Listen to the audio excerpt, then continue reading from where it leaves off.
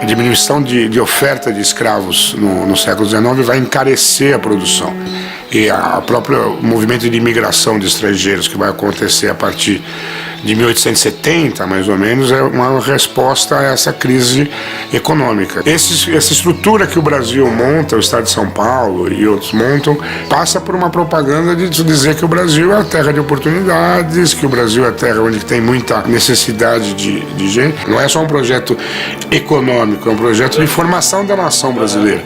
Primeira década do século XX, em São Paulo se falava mais italiano do que português.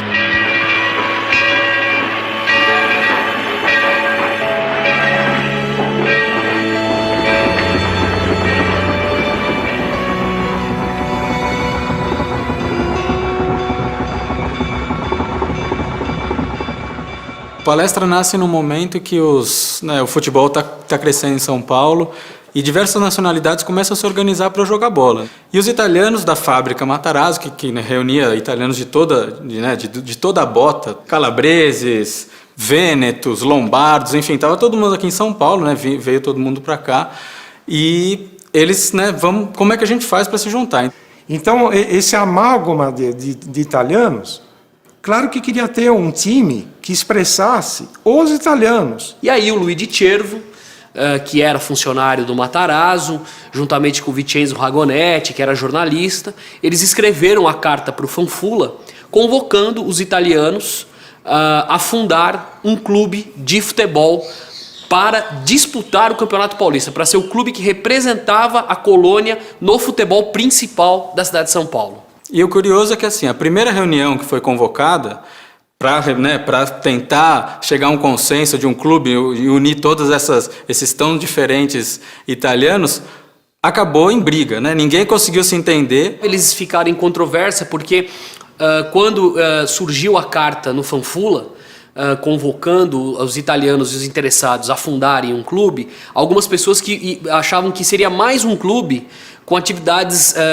sociais, como outros clubes tinham, inclusive o Bela Estrela.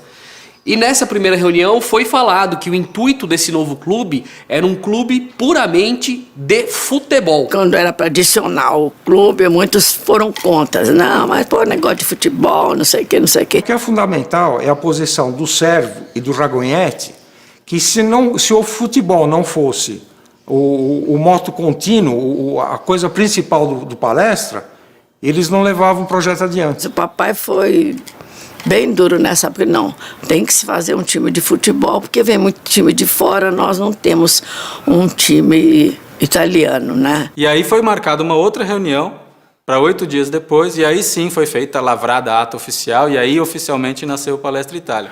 A criação do Palestra Itália e tudo mais vai colaborar para disseminar na colônia e no grupo a ideia de Itália.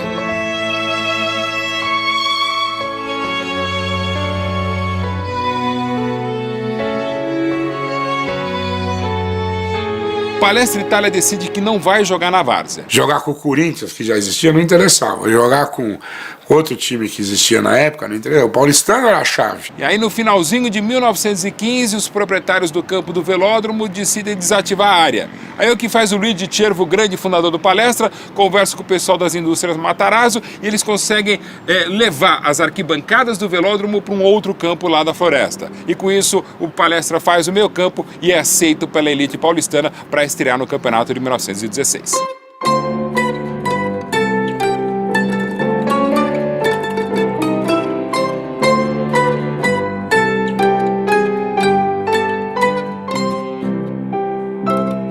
O futebol era dominado pela elite. O principal time da cidade de São Paulo era o paulistano.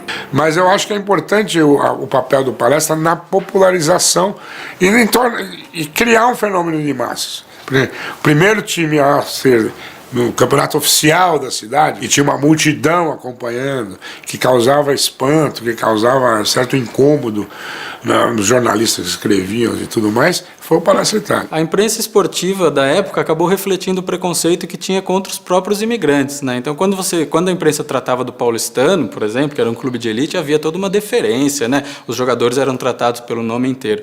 Na questão do Palestra, né, nos italianinhos, os carcamanos, colocavam um apelido e olhe lá. A imagem do italiano ainda é a imagem do quê? Do lavrador, do analfabeto, do carcamano. Em 1920, calha que Palestra e Paulistano, né, esses dois opostos, vão decidir o título do Paulista. Depois de uma hegemonia de anos do paulistano, o Palestra é campeão em 1920. É 16, 17, 18 e 19, que é o tetracampeonato. E o Palmeiras impede o penta. Você imagina um clube de imigrantes italianos que tinha sido fundado há 6 anos. A comemoração extrapolou pela cidade. Faltou vinho no centro da cidade de São Paulo, tamanha foi a festa. A louca alegria, em italiano, a pazza gioia. E o Palestra, de uma certa maneira, vai trazer positividade. Ao começar a virar um grande clube ganhado, paulistano. Avanti Palestra, scopio che la vittoria è nostra.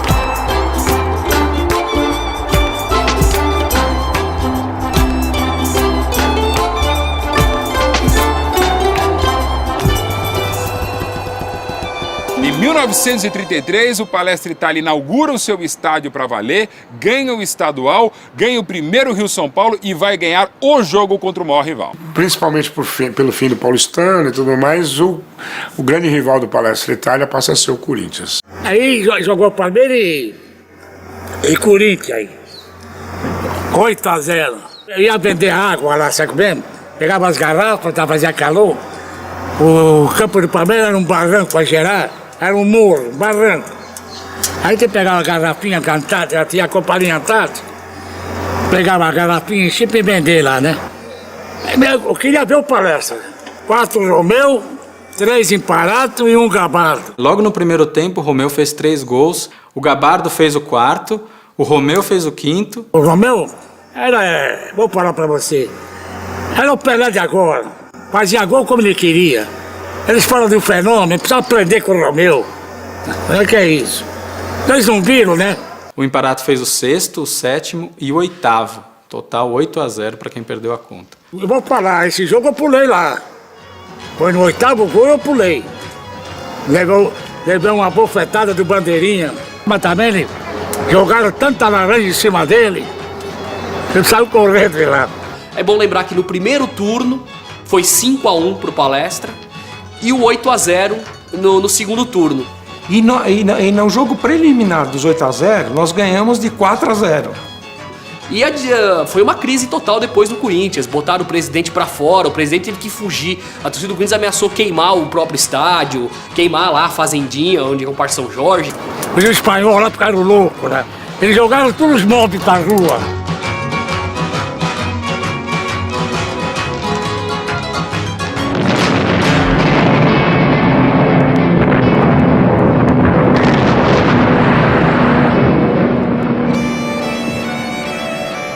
Mas as agressões continuam. Alcançam as próprias águas brasileiras.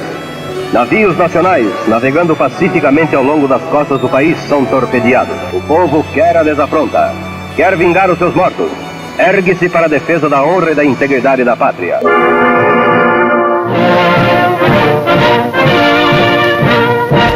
O grande ato público, ao mesmo tempo, traduz a decisão e entusiasmo com que São Paulo, que tanto já contribui em trabalho e produção, oferece também o seu contingente de combatentes às forças patrícias que atuarão nas batalhas decisivas contra os totalitários.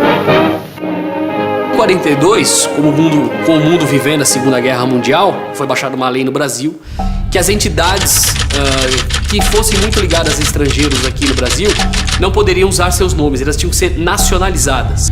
E havia uma pressão contra as instituições e empresas que fossem ligados de alguma forma ao eixo, aos inimigos do Brasil na guerra, Alemanha, Itália ou Japão. Então, com essa lei do Getúlio, que as entidades teriam que nacionalizar os seus nomes, ele criou uma regra que as entidades que não se nacionalizassem perderiam o seu patrimônio. Meu irmão teve que mudar de nome, porque meu irmão chamava Eduardo Domênico Cervo. Foi obrigado a tirar o Domênico e pôr Domingos. Começam a ocorrer desapropriações, começam a confiscar dinheiro no banco. Numa época de exceção, os oportunistas acabam aparecendo, né? Então muita gente estava de olho no patrimônio das empresas e dos clubes. Não tinha a quem recorrer juridicamente se você sentisse o seu patrimônio ameaçado. E alguns espertinhos aí tentaram aproveitar dessa história para pegar o Parque Antártica. E os integrantes do Palestra Itália se prepararam de toda forma para não entregar o patrimônio ao inimigo. Porque afinal, eles diziam, o Palestra Itália foi comprado com o nosso dinheiro, ninguém vai tomar esse estádio.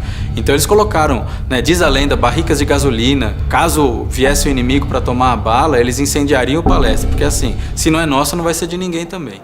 E o Palestra Itália teve que trocar de nome também por causa disso. Em março de 42, o time já sofrendo a pressão para mudar o nome de Palestra Itália, ele adota o nome de Palestra de São Paulo. Ele foi Palestra de São Paulo de março a setembro. Mas as forças políticas da época continuaram implicando com o nome de Palestra. Papai ficou muito sentido, isso não tem nada que ver. Palestra quer dizer uma conversa, não tem nada de italiano, mas tiraram. Eu estou mais sentido de tirar o nome de Palestra do que do meu filho. Mas eu, mais adulto, comecei a entender que significava aquela assinatura sob baionetas. Vai trocar. E nessa reunião, o Mário Minervino, que é um diretor do clube, fecha a questão. Ele bate a mão na mesa e diz: se não nos querem Palestra, seremos Palmeiras e nascemos para ser campeões.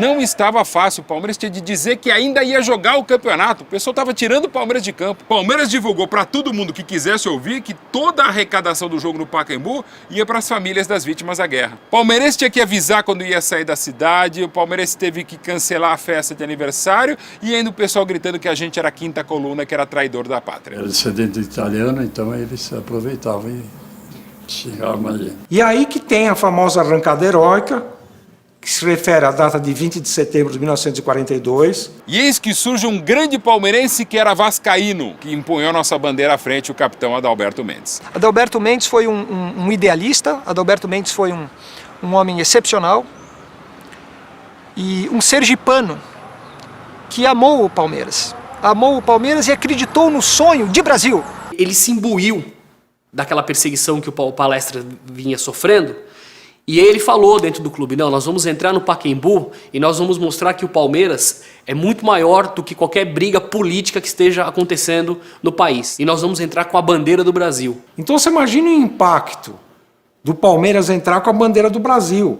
Ou seja, nós somos brasileiros também. O Brasil seria um país que abraçaria imigrantes de todos os matizes, de todas as consciências e de todas as formações. Pacaembu lotado, uma pressão enorme. Logo, né, pusemos a cabeça de fora ali da escada e ia receber uma grande vaia. Nós sentimos mais porque nós estávamos com a bandeira brasileira e fomos vaiados. E todo mundo jurou vingança. E o Palmeiras, ele entrou em campo mordido. A verdade é essa.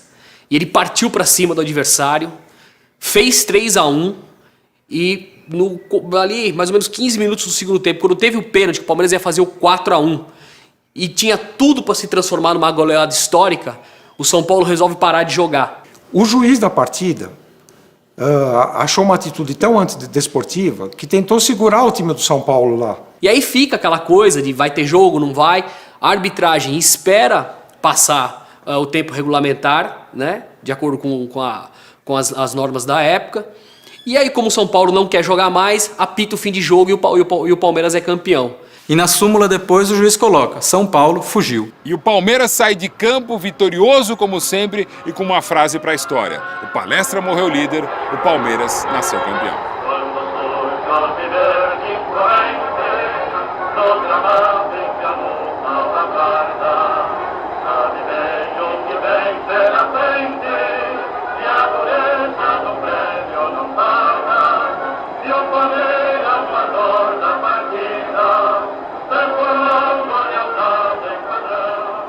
O Palmeiras estava ganhou do São Paulo, até hoje eu não bebo e não fumo. Mas esse dia eu bebi cerveja, pinga, fiquei num fogo desgraçado.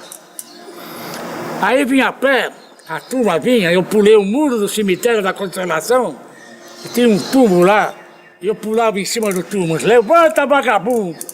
Palestra ganhou, Palmeiras ganhou, sabe? Era Palestra e Palmeiras, pô. Aí me veio uns 3 anos lá, me pegaram pelo cagota aqui. Que tá aí, que bota? Solta ele, depois é Palmeiras, tá?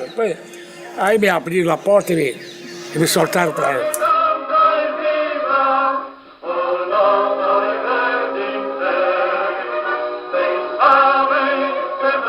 Quando eu cheguei, tinha 14 goleiros fazendo experiência. Falei, nossa, mãe de Deus. Eu fui o último. E o treinador era o Caetano Domênico. Ele arremessava, o goleiro não pegava, sai, entra o outro. Arremessava, sai, pegava, sai. E eu fui o último a fazer o teste. E ele arremessou a bola assim no ângulo. Mas eu peguei, voei nela e bati com a mão só na bola. E peguei, a bola subiu. Quando ela subiu, eu olhei assim e deixei, ela caiu na minha mão. Arremessei para ele. Aí a segunda ele jogou no outro canto, eu fui. E de todos os 14 goleiros, quem fez o teste fui eu.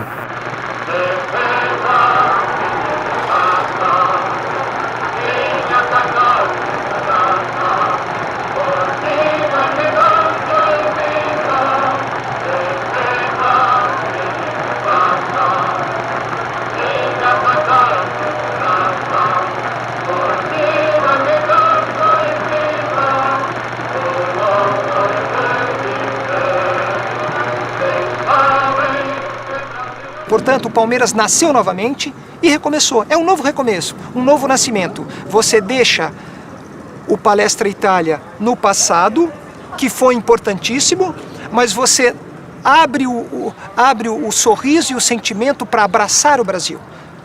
E o Palmeiras nasce aí. É o Palmeiras, o campeão da Taça Cidade de São Paulo de 1900. Palmeiras é campeão do ano santo, Palmeiras. Palmeiras, campeão do Rio São Paulo de 1951. É bicampeão da Taça Cidade de São Paulo. Vasco e Palmeiras serão o Brasil no Mundial de Clubes. A FIFA já imaginava ou sonhava com o Campeonato Mundial de Clubes lá em 1920 e precisou o Brasil fazer em 1951 o primeiro torneio intercontinental de clubes. Juventus de Turim, Vasco da Gama, Olympique de Nice, o Sporting de Lisboa, o Nacional de Montevidéu, eram clubes do mais alto quilate. Depois do Maracanaço de 50, o nosso astral estava lá embaixo. Organizamos um campeonato do mundo e perdemos. Jamais o Brasil havia conquistado qualquer título intercontinental.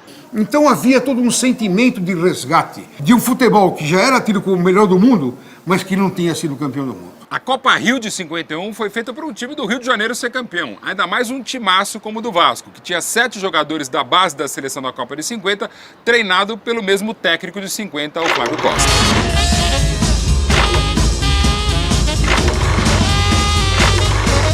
Mas o Palmeiras era muito forte. O Palmeiras tinha Aquiles, tinha Ponce de Leon, tinha o Oberdan Catani, tinha o Fábio depois que entrou na fase final, tinha o Rodrigues. E o Palmeiras foi eliminando seus adversários. Eliminou o Vasco e chegou na final contra a Juventus de Turim. E o time dos traidores, dos quintas colunas, o Palestra Itália, que não podia ser Palestra Itália porque não era brasileiro, foi o próprio Brasil na Copa Rio de 51. Nunca na história do futebol nacional um time teve tanta torcida de brasileiros como o Palmeiras na Copa Rio de 51.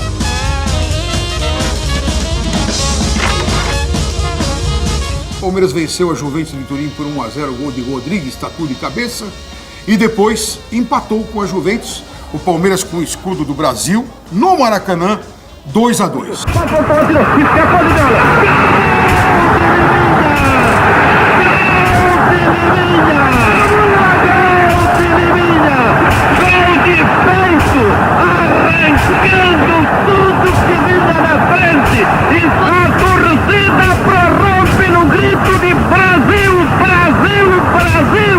Brasil, Palmeiras, Brasil, campeão. Ah, foi aquela explosão, né? Foi aquela explosão de alegria. Maracanã inteiro nisso, um grito só, uma ideia só. É campeão. senhores, e sai finalmente o Palmeiras com a bandeira brasileira percorrendo o estádio do Maracanã. Foi uma beleza. Estavam tudo contentes. Quando acabou, todos os jornais da época, todos os veículos de comunicação anunciaram o Palmeiras é campeão mundial de 51. Espetáculo quase todo o time do Palmeiras abraçado pelos cronistas. Quase 1 milhão de torcedores de todos os times foram receber a carreata do Palmeiras depois de quase 2 dias de viagem do Rio de Janeiro para São Paulo. Fizemos festa, como não? Menina, festa todo dia lá, você comia. Aqui não faltou nada, não. Comemos bem na volta. Festa danada. O pessoal coloca a mesa, a cadeira na rua, se divertiam à vontade. Foi dar ao futebol brasileiro novamente uma cara de futebol grande, forte e resgatar aquela autoestima do brasileiro em relação ao futebol que havia sido tremendamente machucada pela derrota contra o Uruguai.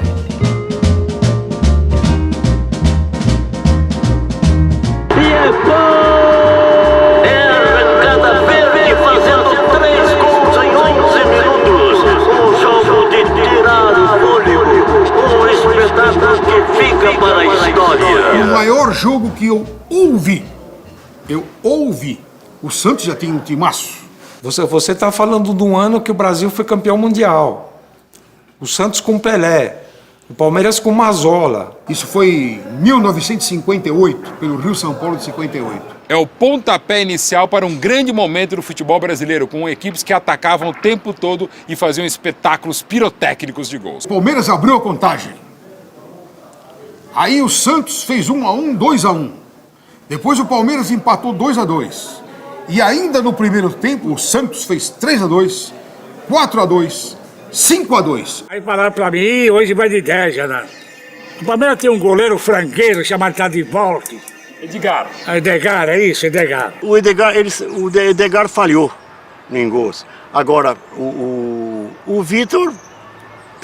O Vitor já deu uma desculpa, era um novato, veio de São Bento, né? O Edgar não quis voltar para o segundo tempo. Aí o Palmeiras fez o terceiro gol, o quarto gol, o quinto gol. De relâmpago, viraram para 6-5. Eu apaguei. Consta que muita gente morreu do coração, inclusive, ou algumas pessoas. Me carregaram no pronto-socorro lá embaixo do Pacaembu. Aí demorou uma meia hora. A minha turma que se mim. Tá melhor, Genaro, para pô, depois dessa vitória, que vitória, o Palmeiras perdeu o 7-3. Paguei outra vez. Esse jogaço marcou o início da era de ouro do futebol brasileiro. Da Copa de 58 até a de 74, o Palmeiras foi o time que mais títulos nacionais conquistou, entre Taça Brasil, Robertão e Campeonato Brasileiro.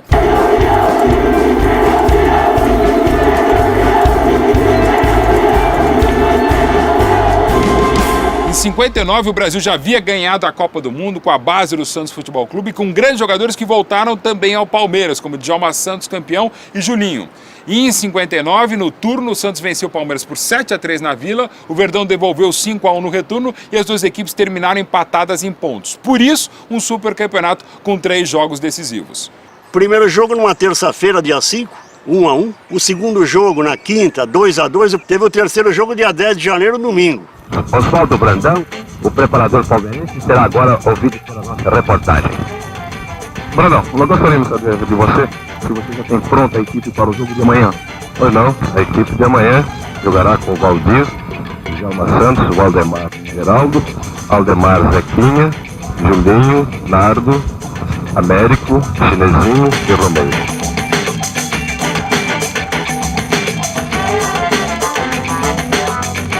Você acredita que amanhã haverá uma vitória em grande número de gols do Santos? Acredito que o Santos vença. Agora a contagem para nós não nos interessa.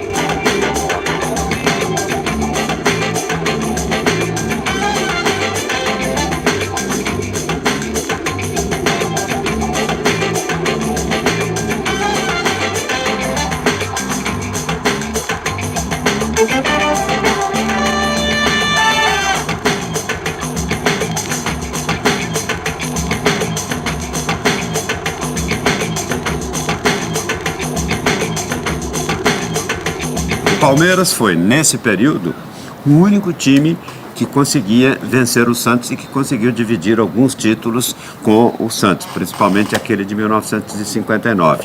No campo, o Santos era uma equipe respeitada, como era o Palmeiras. Eu falo aí, assim, em termos gerais, se não houvesse o Santos, o Palmeiras seria campeão muitas vezes mais. Se não houvesse o Palmeiras, o Santos também seria. Então, eram duas grandes equipes. O único time que segurava o Santos no mundo era o Palmeiras. O Botafogo, que era uma coisa absurda o time do Botafogo. Esse time tomava de 5 ou 6 do Santos.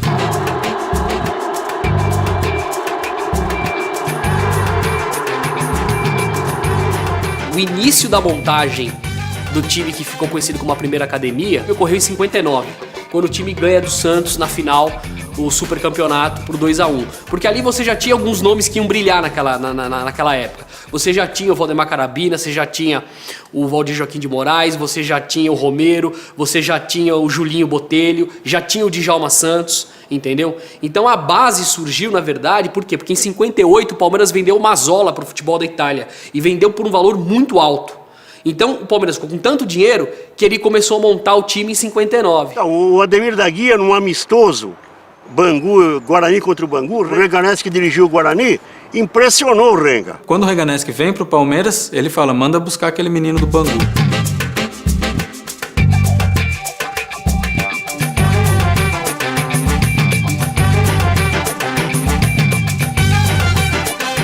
O Ademir vem do Bangu, novinho, e demora um pouco para se adaptar ao Palmeiras.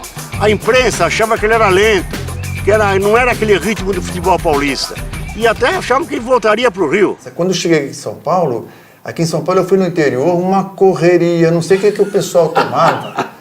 Aí uma correria, uma luta, aí eu falei, eu tenho que mudar a maneira, eu tenho que... E, na verdade, comecei a mudar para poder pensar em ter uma chance. Chegou aqui, mas tinha no meio do campo Zequinha e Chinesinho. Tinham sido campeões em 59, eles comandavam, na verdade, esse meio de campo.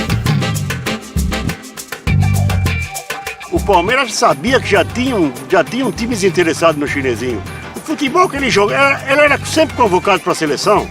Em 59 ele ficou dono da camisa 10 e já pegou a camisa 10 e ficou dono até ir para a Itália. Em 61 ele era titular absoluto. O Chinesinho, quando foi vendido para a Juventus de Turim, 130 milhões, o Palmeiras contratou vários jogadores e construiu o Jardim Suspenso. E ele monta aquele timaço que era Valdir. Um bom time tem que começar por goleiro. Djalma Santos, Djalma Dias, Valdemar Carabina e Ferrari. Era eu, Ademir, Gildo, Servilho, Vavá e Rinaldo. Era uma coisa inacreditável. Então era uma máquina que vinha se transformando e se atualizando. A primeira academia aconteceu no ano da graça de 1965. Foi aquele jogo no Maracanã que teve aquele gol do Gildo, o gol mais rápido do mundo. 7 segundos, se bem que há quem fale 9. O Palmeiras ganhou de 4-1 com o gol mais rápido e tinha um jornal no Rio que falava que o Palmeiras jogava ensinando. Daí o nome de academia. O Botafogo, que na época era praticamente a base da seleção brasileira, o Palmeiras massacra o Botafogo 2 vezes. Bate o Botafogo de 5-3, o Botafogo completo, e no segundo turno o Palmeiras ganha de 3-0 para quem lotado, uma aula de futebol. Aquele Rio-São Paulo 65, o Palmeiras ganhou de todo mundo, detonou. O Palmeiras goleou o Vasco, goleou o Flamengo, goleou o Botafogo.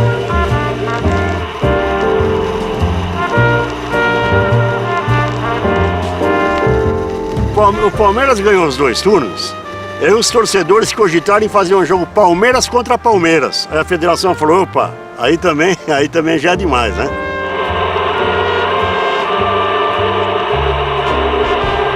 Era um Palmeiras que tocava a bola, que jogava com inteligência, que era rápido, que marcava, que fazia gols, que tinha jogadores que dava gosto de ver. Jogar com Djalma Santos, cara. Contra o Panzinho, Servilho, Ademir da Guia, Valdir de Moraes. Muitos queriam jogar, cara. Até a turma de 70 queria no meu lugar. Toque de bola acadêmico, era um toque de bola inteligente, bonito de se ver dentro de campo e que dava resultado. Ou seja, era um time que jogava bonito, um toque de bola bonito e ganhava os jogos. E o Firpo Nunes, ele foi o personagem que idealizou taticamente todo aquele estilo de jogo.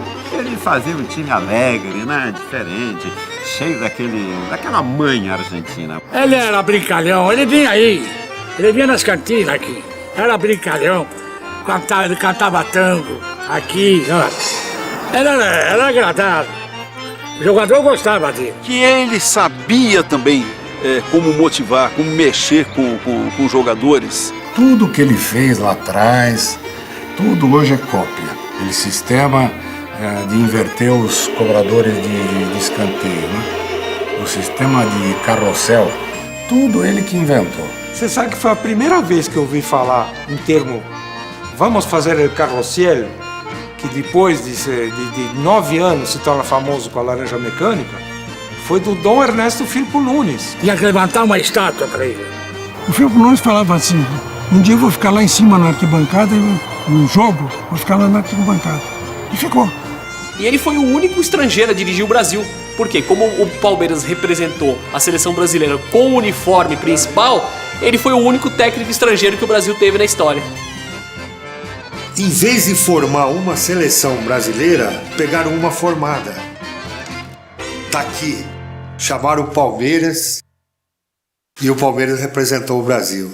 Foi o primeiro jogo do Mineirão.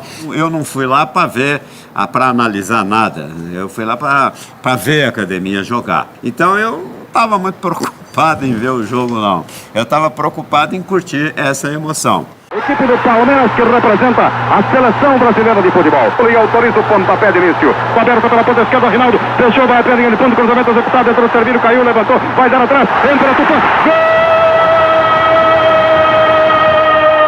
Então nós ganhamos 2 jogos ao mesmo tempo. Ganhou o Palmeiras e ganhou a seleção brasileira. Quem ganha 2 jogos no mesmo dia, de 3-0, tá bom pra nós, né? Muito bom.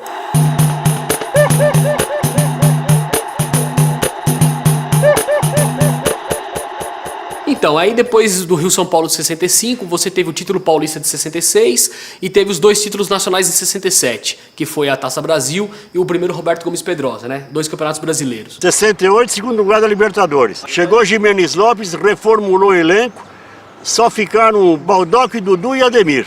E o Palmeiras começa a montar o time que veio a ser a segunda academia nos anos 70 em 69. Então, aquele time ganha, o de 69, ele ganha o Campeonato Brasileiro, o Roberto Gomes Pedrosa, num jogo histórico contra o Botafogo no Morumbi, 3-1.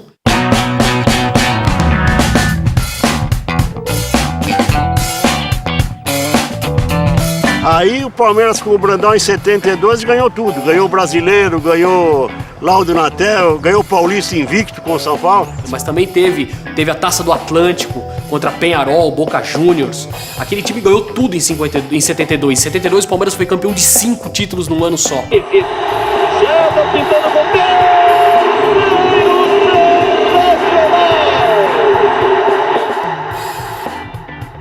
Leão, Eurico, Luiz Pereira, Alfredo e Zeca. Dudu e Ademir.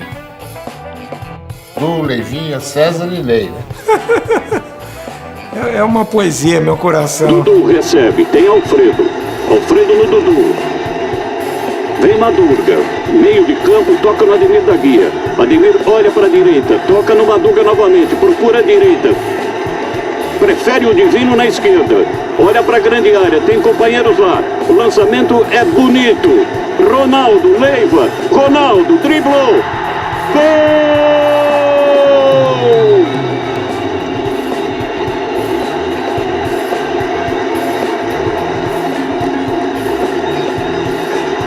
72 você saia de casa, você já sabia que era 6-0. Os adversários, eles passavam sufoco quando enfrentavam o Palmeiras. Todo mundo sabia que vinha chumbo grosso pela frente. Você chegava ganhando no aeroporto, você ganhava o jogo.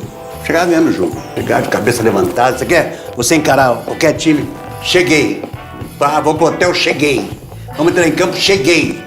Então foi um ano que você imagina, com tantos campeonatos, 5 títulos no ano, O ano inteiro o time só perde 4 jogos.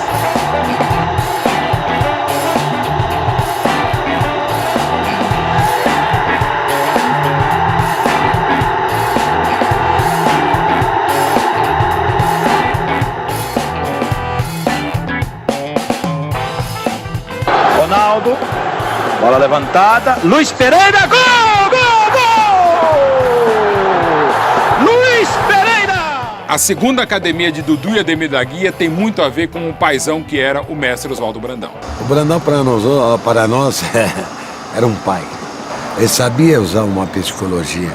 Um homem que sabia explorar o lado emotivo da gente. Então ele foi um técnico que marcou e ele foi um dos responsáveis dessa trajetória do Palmeiras nessa fase aí, sem dúvida nenhuma. Olha, em 72, 73, é claro que o Palmeiras tinha uma hegemonia do futebol brasileiro, foi bicampeão brasileiro. Em 74, o Palmeiras, muita gente esquece disso, o Palmeiras teve 6 jogadores convocados para a seleção brasileira, desmontou o time, só por isso que o Palmeiras não foi tri brasileiro, que o Palmeiras ia ser tri brasileiro. Mas nós tivemos uma compensação em dezembro maravilhosa. A decisão do Campeonato Paulista foi contra o Corinthians. Fazia 20 anos que o Corinthians não ganhava um título. A maioria acreditava que fatalmente tinha chegado a hora do Corinthians, né? A imprensa escrita, rádio, televisão, o Corinthians vai ser campeão. Os jornais falavam que o Corinthians era. Mas que é isso? O Palmeiras tinha um esquadrão. Pode ver, esses jornais aí são tudo corintianos. No domingo, eram páginas sobre o título do Corinthians que viria. Assim que foi tratado naquela semana. Parece que o Palmeiras não era o bicampeão brasileiro. A melhor equipe era a nossa, porque nós já vínhamos há 4 anos jogando juntos. O Corinthians montou o time dele aquele ano. Chegamos no Morumbi, entramos em campo, olhamos, devia ter 100 e poucos mil pessoas. E na facada eu grito dos palmeirenses. Aí olhamos, estava escrito Antártica. Então dava 5 mil pessoas ali. Eu estava no meio daquela faixinha verde. Mas só que nessa época, Palmeiras era Palmeiras. Esse é o Jair Gonçalves. Olhou para a área, o lançamento é longo. Leivinha, de cabeça, encostou. Ronaldo! Gol! Palmeiras! 1-0. Palmeiras, Ronaldo! Rapaz do céu, o que nós vibramos foi coisa assim de, sabe, de outro mundo. Você vê aquilo tudo mudo e só aquela faixinha verde pulando, ah, delícia. Quando fizemos o primeiro gol, aí eu senti no semblante dos jogadores do Corinthians um abatimento grande demais.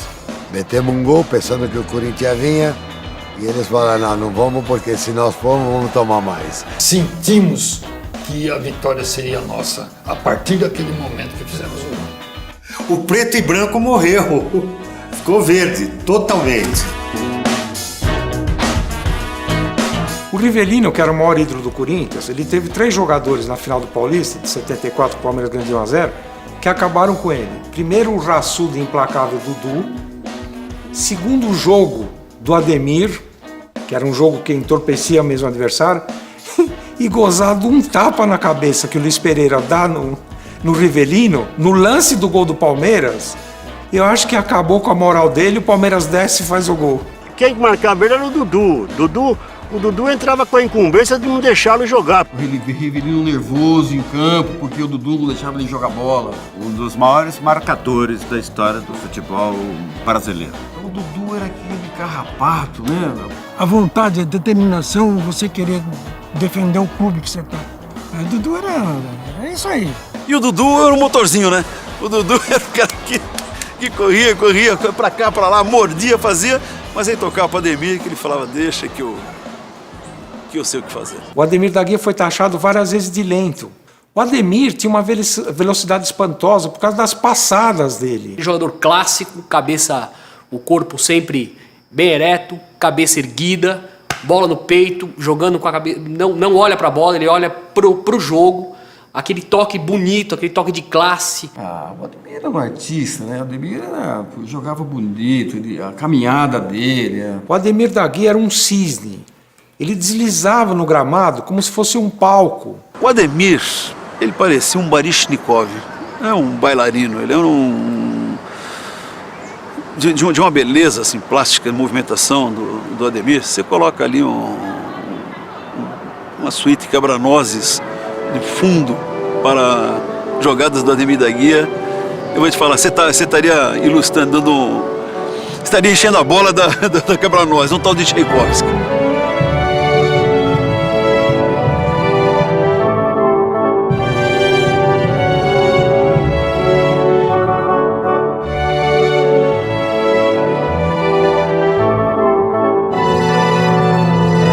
O Palmeiras está chegando a 3.800 gols, 3.100 vitórias em 5.800 jogos. Mas com certeza a maior vitória frente ao Corinthians foi 1-0.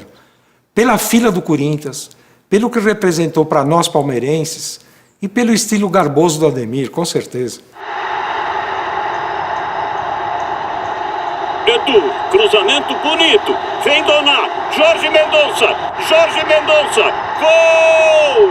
Palmeiras, gol! Jorge Mendonça, na falha do goleiro Doná. Palmeiras, campeão paulista de 1976. Ademir, estamos muito satisfeitos, eu acho que o Palmeiras mereceu, lutou demais, com um elenco jovem e lutando, eu acho que conseguimos uma coisa espetacular. Muito obrigado. O técnico me prestigiando. Ainda bem. Então foi um ano espetacular. Foi o ano com que eu mais fiz gols em 76. Ele, Ademir, um grande veterano, maestro da orquestra, permitindo que jovens tivessem desempenho tranquilo para a conquista de mais um campeonato paulista. Pegou a equipe e foi campeão paulista. A equipe estava mais ou menos armadinha, né? E a linha nossa era boa, era o Jorge Mendonça, Toninho lá na frente. Não esquece de eu. Edu Bala e o Ney. Ele não fala, tá vendo? Seu meia. O Ademir, sobrava ele. Ademir. Era o capitão, né? Eu punha ele de capitão também. Olha que moral que ele me dava. Tava lá no meião, lá de pé, espremido, né? Mas aquilo pra gente era uma coisa assim tão... Aquele jogo com 15 foi... Não se pode dizer que um título é sem graça. Mas era uma coisa assim tão acostumado. Está aí, mais uma conquista verde, mais um campeonato como quase todos esses últimos 20 anos. O Palmeiras campeão. Senhoras e senhores, encerro essa transmissão feita com exclusividade e saúdo também a equipe da Sociedade Esportiva Palmeiras ao conquistar o título de campeão paulista de 1976.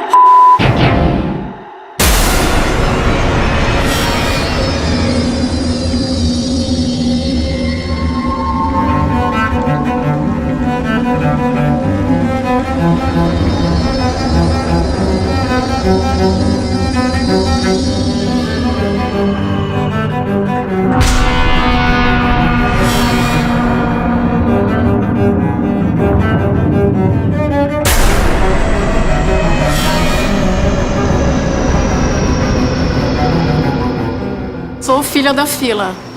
Nasci em 1976. Sou um filho da fila de 82 a 93. Passei 11 anos ouvindo que eu não sabia o que era ser campeão. E eu tinha que aguentar, né, as provocações dos meninos, tirando sarro. Eu chorava, eu socava a parede quando o Palmeiras perdia. Era um radinho por semana. O Palmeiras perdia, eu trocava o rádio no poste. Mas mesmo assim não deixei de torcer. Eu chorei muito. Xinguei muito também. Época de escola, então ouvia muita gozação e tudo, mas em casa, até para compensar esse lado do Palmeiras não ficar campeão, a gente ouvia muita história, né? Porque foram passando 1, 2, 3, 4, 5, 6, 7, 8, 9, 10, quando chegou em 86 e o Palmeiras perdeu aquela final pro Inter de Limeira. Olha, cada título que o Palmeiras perdia, eu sofria mais, eu ficava mais fanático.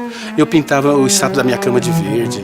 A minha casa era toda verde. O Palmeiras é isso, é torcer, né? O jogo não é só ganhar, só perder. É aquela coisa que você espera muito e sabe que em algum momento aquilo vai acontecer. Gosta de ver aquele time sair do fosso ali e entrar em campo, entendeu? Eu não sei se há uma desilusão, como a fila pesou para outros torcedores. Eu acho que para o palmeirense não é assim, sabe?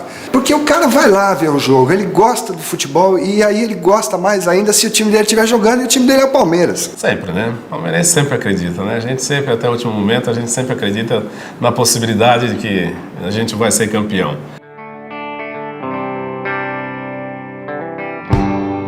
Mudou tudo, mudou o investimento, mudou a gestão, mudou a maneira do Palmeiras fazer o futebol e a mentalidade também. A gente já comentava, poxa, isso aqui é a mesma coisa que a gente está na Europa, em todos os sentidos. Eu não tinha certeza que o dinheiro ia trazer felicidade. Mas no fim acabou dando certo, a gente já foi vice-campeão no primeiro ano, né? Sabemos que é um time que tem condições de ser campeão, mas sabemos também que é um time formado por ano que vem e nós temos que ter essa humildade de reconhecer tudo isso. Ser campeão para dar alegria para essa galera maravilhosa que é do Verdão, que está carregando o time nas costas faz 16 anos. Como a gente chegou a vice-campeão, a gente achou que, poxa, dava pra gente chegar a ser campeão no ano seguinte. Era um prenúncio, porque no final do ano, antes da decisão com o São Paulo, o Palmeiras já tinha anunciado o Roberto Carlos e o Antônio Carlos. E em janeiro de 93, chegam Edmundo e Edilson. Falei, nossa, agora o Palmeiras não perde mais. O time do Palmeiras era uma verdadeira seleção. Até os reservas tinham nível de seleção. Qualquer reserva vestia a camisa do Palmeiras, entrava em campo junto com os outros 10 ali e dava conta do recado na posição. A gente dizia que o coletivo do Palmeiras tinha que cobrar ingresso. Eu, particularmente, tinha mais dificuldade, às vezes, no treino do que no jogo. A gente sabia que tinha o melhor time, o melhor elenco e depois acabou vindo o Vanderlei, né? Aí um novo momento, o Vanderlei arrumou o time, estrategista que é, né? Eu reuni os jogadores e falei, olha aqui, ó, eu tô chegando agora, nenhum de nós aqui estamos há 16 anos no clube. A gente sabia que não era um problema nosso, mas se agravaria esse problema se a gente não conseguisse o título. Neto vai bater, levantou, chegou Viola, pegou, é gol! Quando a gente perdeu o jogo, a gente foi para casa e os programas de televisão, a imprensa, já dava o Corinthians como campeão. A torcida corintiana já cantando que era campeã, que o Palmeiras treme, na hora da final tremia. Tinha uma semana inteira pela frente de gozação, de você enfrentar os amigos e corintianos na rua, palmeirenses, até mesmo palmeirenses desconfiados, né? Nossa, eu fiquei muito revoltada. Eu falei, não é possível, a gente não vai perder de novo. Ao mesmo tempo que tinha uma certeza de que dessa vez vai, você lembrava de outras oportunidades que você também chegou a ter quase uma certeza, uma impressão muito forte de que ganharia também com um time muito bom na mão. O time do Palmeiras em 93 era uma máquina. Não tinha como perder aquele título. Tinha certeza disso. 93 iria acontecer. E contra o Corinthians tinha que ser, porque é a final perfeita. Na hora de tocar o hino, se você pegar a imagem dos times perfilados na execução do hino, é a mesma imagem da final de 74. Você olha o time do Corinthians perfilado, a cara que tá o Rivelino, ele sabia o que ia acontecer. Aí você pega o time do Corinthians perfilado na final de 93 para tocar o hino, o Viola tá chorando. Ele sabia o que ia acontecer. Zinho achou, tá na área, bateu o pé direito, gol!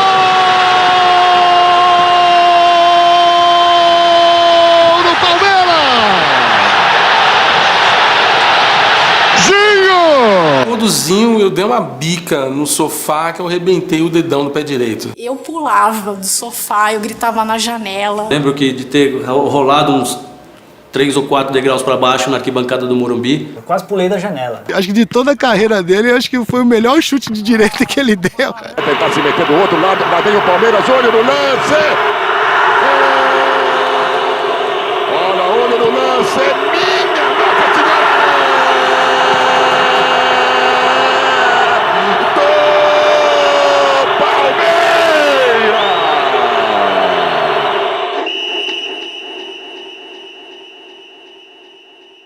Aquele massacre estava acontecendo nas minhas vistas. Acaba o jogo, vem a prorrogação. Putz, grila, será que não vai dar certo? O que o Vanderlei passou pro time agora? Que nós sofremos muito essa semana. e que agora falta 30 minutos para nós conquistarmos o campeonato. Então que não tem cansaço, para ele buscar dentro do seu interior ou algo mais que leve uma equipe dessa brilhante a conquistar um campeonato.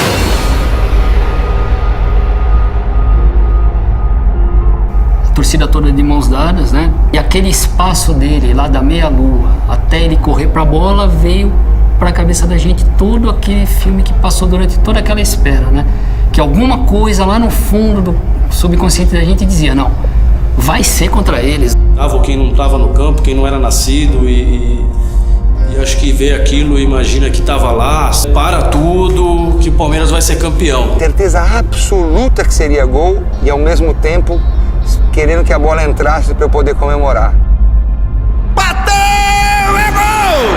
E agora eu vou soltar a minha voz!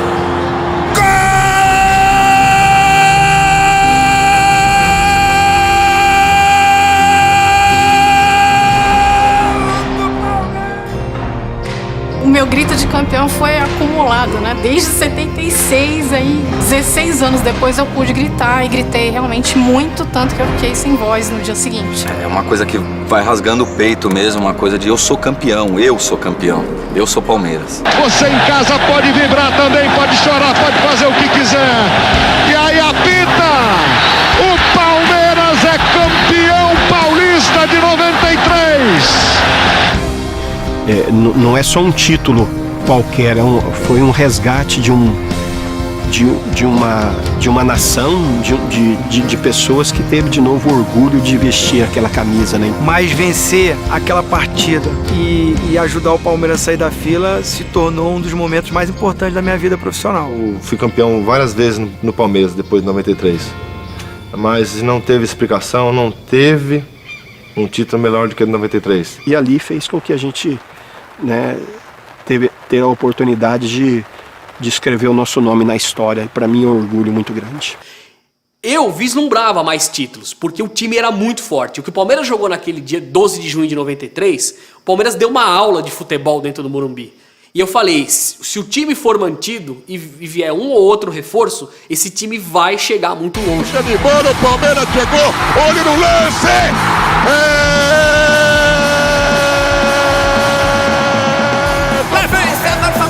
Invadiu a área, fintou o primeiro, fintou o goleiro, vai bater, bateu, é gol!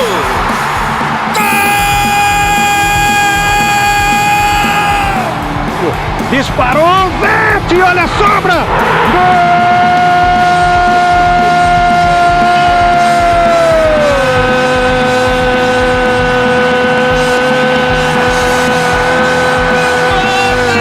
É do Palmeiras!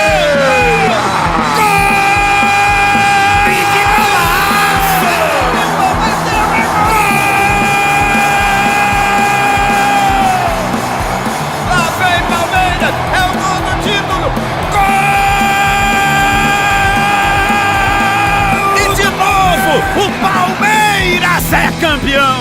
O Vanderlei de 96, Miller, Rivaldo, Djalminha, Luizão, foi o time mais espetacular do Palmeiras que eu vi jogar. O time entrava em campo e era 6, 7, 8. Quando ganhava de 3-0, você saía nervoso do campo. Na minha casa mesmo, ia corintiano, ia santista, ia São Paulino, tudo assistia jogo do Palmeiras lá.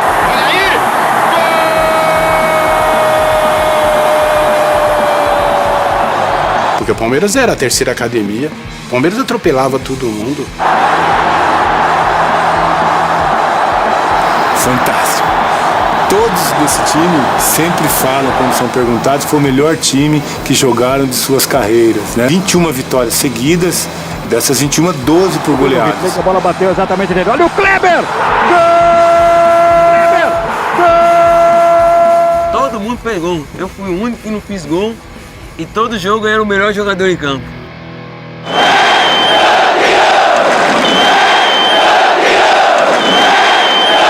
O Palmeiras tinha uma obsessão.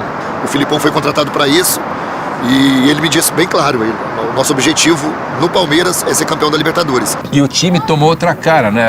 Era um time aguerrido, não era um time técnico, né? Muito técnico. Aí entrou a cara do Filipão, que talvez tenha faltado para nós, na minha época, de ganhar a Libertadores dessa maneira. Zinho, Rogério, bola no meio pro Almir, ele tentou girar, ficou no chão, é falta. 42 minutos, a falta aconteceu, aí o Zinho foi pra bola. Ele nunca fez um gol de falta, bola na intermediária. O que o Zinho vai fazer ali, né? Normalmente aquela bola ela é alçada dentro da área. A nossa tropa de choque, os gigantes do nosso time, tava tudo ali na risca da área pra entrar no primeiro pau. Quando o Zinho chutou aquela bola, eu fui o primeiro a xingá-lo lá no banco. Mas aí foi aquela coisa, acho que a coisa do capitão, né, que também fala, sabe uma coisa? Vou bater no gol. Ele tentou fazer a defesa direta, ela fugiu um pouco e já estava saindo praticamente assim para a linha de fundo. Não esperava que nada fosse acontecer nesse lance. E de repente eu vejo a rede por cima do gol levantar. Foi algo inacreditável, porque a bola estava praticamente perdida. E depois que eu vi que o Oséias pegou o rebote, chutou e a bola entrou, bateu na rede em cima. Tem bola que só o Oséias para fazer o gol mesmo. O Zé está chorando aqui. Explica aquele gol quase sem ângulo, hein, Zé? Isso é uma jogada aqui. O Zinho bateu forte. E o professor vinha falando que a gente tem que tentar, porque já que o campo está escorregadio, termina o jogo no Morumbi. Conquistamos a Copa do Brasil, que nos credenciou a Libertadores de 99. Primeira fase da Libertadores, vencemos o Corinthians. Fui importante naquele jogo por 1-0. E no jogo de volta da primeira fase, ainda véspera do jogo do Corinthians, num rachão, né? Eu jogando na linha, acabei tendo uma contusão muito séria, rompi completamente o músculo da coxa, no lance sozinho, isolado. O Filipão me chamou no canto e falou: Carlão, e aí? A Parmalat pode trazer o melhor goleiro do mundo, que nós queremos ganhar a Libertadores. E eu tava no banco assim, eu tinha a pessoa acreditava em mim, sabia que eu tinha potencial, mas eu não tinha tido oportunidades realmente para poder mostrar. Eu falei: seu Luiz, eu vou falar uma coisa pro senhor. O Marcos é uma bomba atômica. Só falta o senhor colocar para ele explodir. Ele virou as costas e falou: deixa comigo.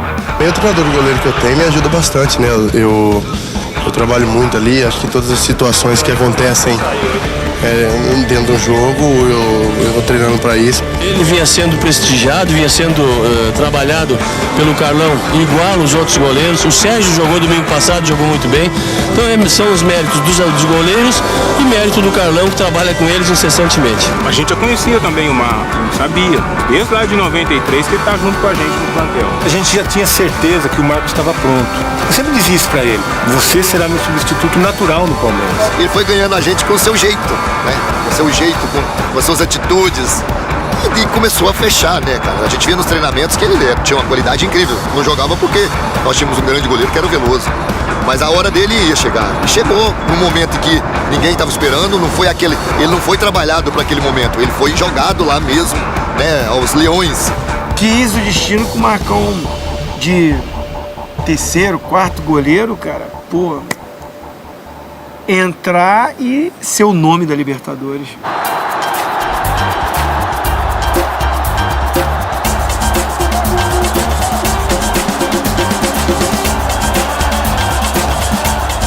O primeiro jogo eu peguei pra caramba.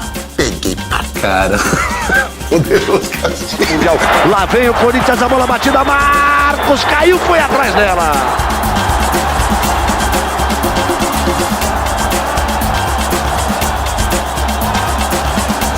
Fiz chover no dia, aí que apareceu o apelido de São Marcos. Defesas fantásticas, né? E, nossa, uma regularidade incrível.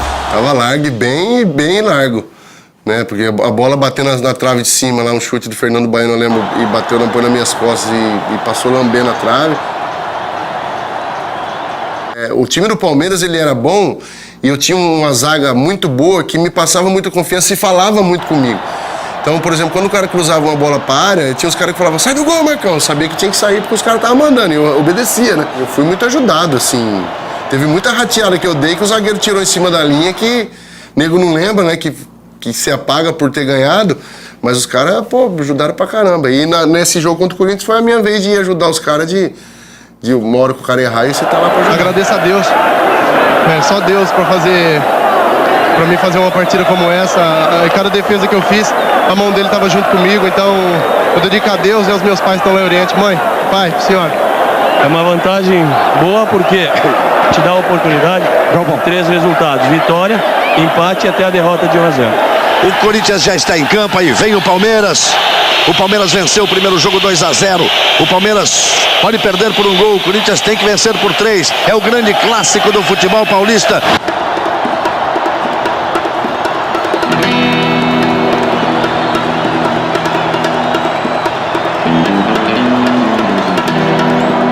Nós não conhecíamos o Marcão ainda na questão dos pênaltis, então existia aquela expectativa, né? Mas hoje, analisando friamente, o Scolari já tinha visto essas qualidades no Marcão. Todos eram sabedores que, nos momentos mais difíceis, era quando o Marcos se agigantava mais. Eu carregava uma carga de torcedor, né, também. Eu tinha amigos torcedores, eu sabia como é que a gente ficava quando o Palmeiras perdia, sabe?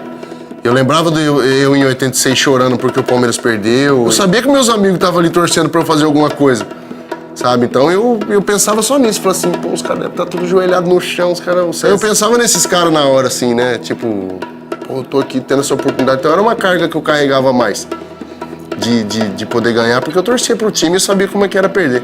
Vai, partiu o Dinei pra cobrar de pé direito. Bateu o Dinei, jogou pra fora!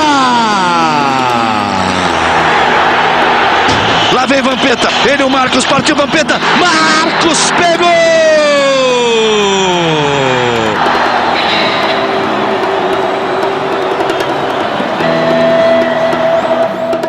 Quarto pênalti.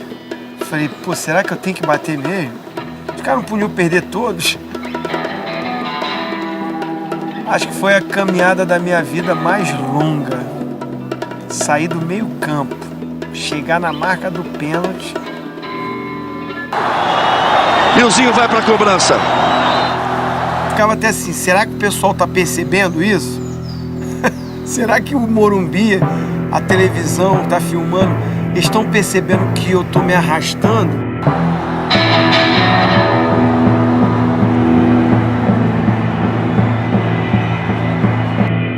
Nervoso assim, eu nunca senti esse nervoso. Nunca. Final de Copa do Mundo. Mas não sei se o duelo Palmeiras e Corinthians, o título inédito pro Palmeiras. Eu achei que não ia chegar lá.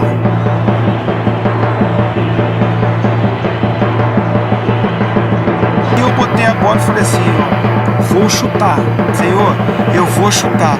Faz o goleiro cair pro outro lado.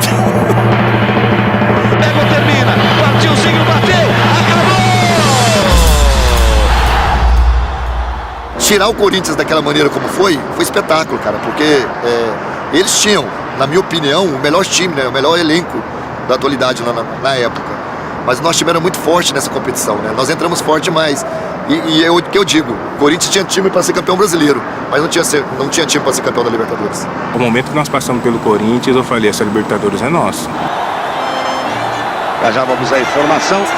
Agora se autoriza o senhor Ubaldo Aquino. Bolas em campo, não estava... E aí contra o River, os caras já estavam dando moral pra mim. Na Argentina os caras já, pô, esse goleiro do Palmeiras é bom, tal, não sei o que lá. Então já tava grandão, né? Mas você sabe que uma hora ou outra vai ratear. Mas esse jogo do River aí eu fui bem assim também, né? O Marcos foi tanto em Buenos Aires também. O Kleber machuca, passa a jogar Júnior e Roque Júnior, a zaga campeã. E o River pressiona de maneira monstruosa. O Bert faz 1 a 0. E o River tinha um timaço, o River tinha Saviola, o River tinha Aimar. No final do jogo, perdemos por 1 a 0. O estádio do River Plate, todo mundo quieto. Porque eles viram que ali tinham perdido a grande chance de talvez ter conseguido a classificação naquele jogo. E a gente, na época, perdia de 1 a 0 e saía comemorando. Porque sabia que aqui, dentro do Palestra, a gente ia virar.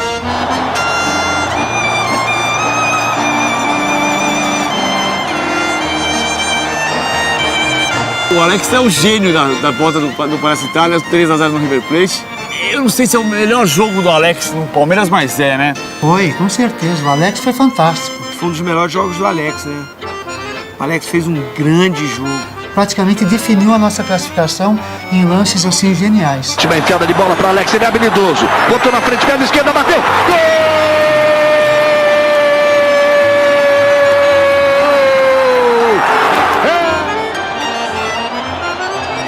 passou do River Plate e ia ser campeão da Libertadores. Mas eu achava o Deportivo Cali um time para respeitar.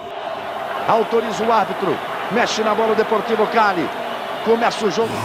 Aquilo é teste para cardíaco, né? Seguramos o time deles lá, né, no campo, lotado, cheio, 70 mil, 75 mil pessoas. E lá tomamos um sufoco do caramba. O ataque, salvou o Arce, a bola batida pro gol, salvou o Rogério. Olha a chance, bateu Marcos, tira mais uma. E depois a gente perdeu de 1-0 lá e veio meio que feliz pra cá, né? Começar a grande decisão. O Palmeiras é o Brasil a partir de agora na Libertadores. E aqui eu achei que o jogo fosse mais fácil. Mas, cara, foi muito complicado o jogo. Se estranha ali com o Candelo. Outra vez o Candelo vai pra cima dele. O Rogério para, o Candelo vem. Oséias da área. Também o Zinho. A chance do Alex. Olha o gol, botou pra fora. Eu tava achando que eu ia ter um treco. Eu não tava conseguindo nem mais pensar. Comecei o jogo assim. Quando fez o gol, fiquei assim. Ele contra Dudamel. Partiu o Evaí. Bateu o Evaí. Gol! Eu fiquei paralisado. Tipo, eu entrei em transe. Já comemorou os gols? Tremia. Eu achei que eu falei, cara, agora minha pressão devia estar 18 por 12.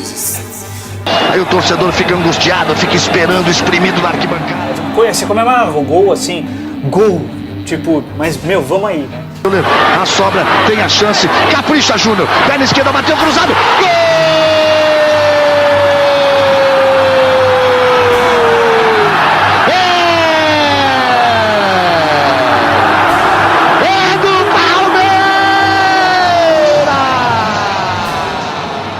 Eu achei que ia morrer. Eu falei, a morte, mas não, vou morrer com o Palmeiras. Eu achei que ia ter um negócio. O Palmeiras tinha um time muito melhor, mas era um jogo de Libertadores. Aquele jogo, primeiro a Libertadores do Palmeiras, então todo mundo tava aquela tensão. O goleiro dos caras fazendo marmelada pra caramba. Dudamel ia no meio de campo, fazia cera. O que houve com o Dudamel? Ele ia levantar, alguém disse pra ele não caia, ele caiu. E agora deu cartão amarelo ao goleiro pela cera. Chegou um ponto que no segundo tempo, por 20, 25 minutos, eu conversei com o Evaí, disse pra ele, esse jogo vai pros pênaltis, eu já tô vendo, porque a gente não conseguia entrar. Capricha, Paulo Nunes, bateu cruzado, pegou na zaga, a chance do Euler, tentou bater na rede pelo lado de fora.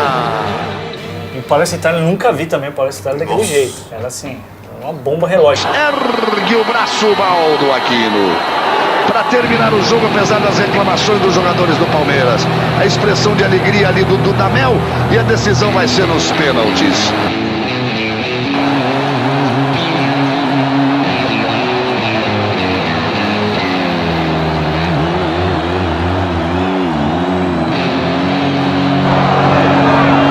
Lauzinho, na perna esquerda, ele contra o Dudamel, partiu, bateu na trave e perdeuzinho. Alguém tinha que também assumir a responsabilidade, porque não tava o Evaí, não tava o Arce, não tava o Alex. Você começar com um batedor oficial, e aí você olha ali para os jogadores que estavam à disposição para bater, eu era o mais experiente. O Zinho perdeu aquele pênalti. Eu não acreditei, assim, o Zinho perder aquele pênalti. Você fica triste, assim, sabe? Eu não fiquei puto com o Zinho, eu não fiquei triste, assim. A gente ouvia o barulho do silêncio. Volta toda aquela história. Meu Deus do céu, será? O Kleber, Dudamel contra Marcos. Partiu Dudamel no pé direito, partiu, bateu! Para um lado Marcos, para o outro, a bola e é gol. Ele fez o gol, a gente falava, esse cara vai perder o pênalti. A hora que ele fez o gol, ele pôs a bola embaixo da camisa, aquele gritinho dele, pra me mamar, dava pra gente ouvir daqui bacana. Aquele silêncio. Ele fez e ele tumultuava, tal, não sei o que lá. Sei lá, às vezes isso aí dá certo. Dependendo do jogador que é, dá errado. Sabe, você ficar falando merda pro atacante ali, o cara fica com ódio de você. Eu preferia fazer um estilo mais de boa, sabe? Chegava pros caras e falava, se ele perder, acabou, né, professor? Só pra jogar essa. Partiu o Júnior Baiano. Pé direito, Júnior Baiano bateu, é gol do Palmeiras. Júnior Baiano, vai Gavilha pra cobrança. Ele contra o Matos, partiu Gavilha, bateu. No meio do gol, Marcos passou da bola.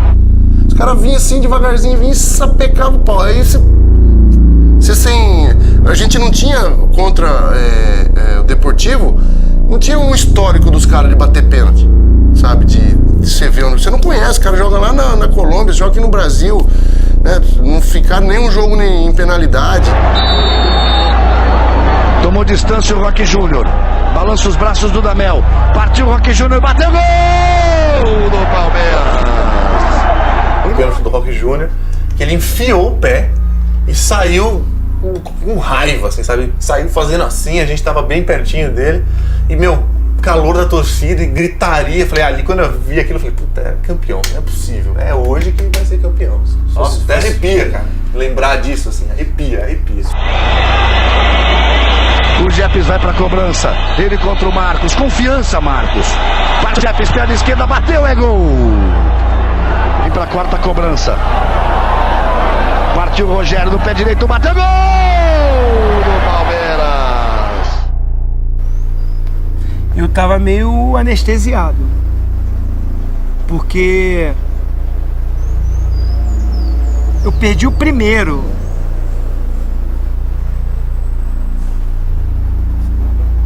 Então os caras batem, 1, 2. A coisa não vai acontecendo, aí já vai no quarto.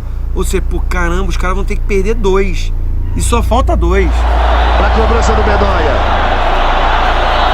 O Bedonha vai bater de perna esquerda. Ele e o Marcos. Partiu o Bedonha, foi pra cobrança. E aquelas coisas que só pode acontecer com o Palmeiras, né? Palmeiras em desvantagem. Na batida do quarto pênalti, a bola bateu na trave, o Marcos no mesmo canto quase bate nas costas dele e entra, não bateu porque era o São Marcos e era o dia do Palmeiras. Senti bater na sola do pé atrás. Falei, meu Deus, ele entrou pra dentro do gol, eu fui ver, tava fora, eu levantei e fiz assim. Meu Deus do céu, que desespero. Euler contra Dudamel. Partiu Euler, bateu, gol!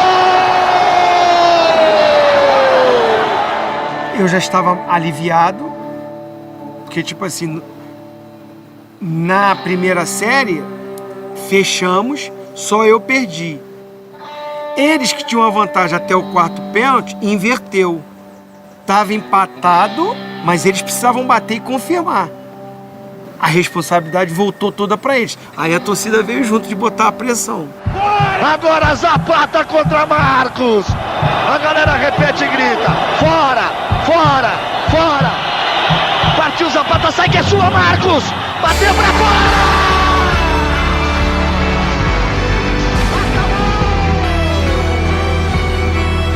Como a voz do povo é a voz de Deus, né? Eu pulei pra cá, a hora que eu olhei, eu vi que a bola não foi na rede. Eu vi que bateu na placa. A hora que bateu na placa, eu já saí correndo.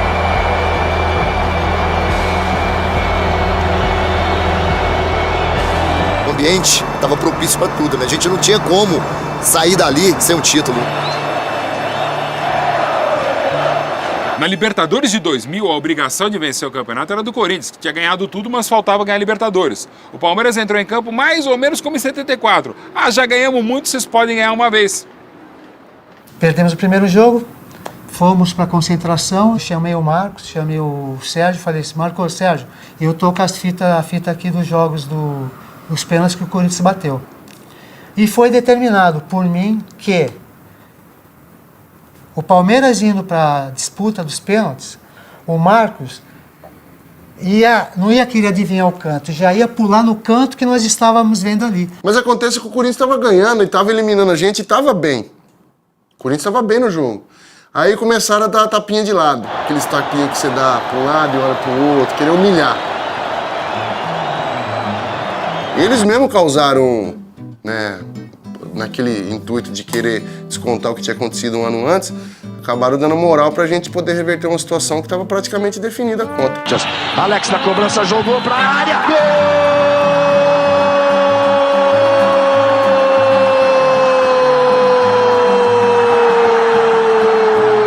Ganhamos o jogo, fomos para os pênaltis.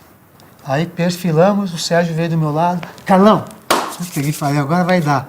Sérgio, pô, não tem jeito, cara, os caras vão bater, né? Não tem jeito, conversamos com o Marcão, vai dar certo e tal.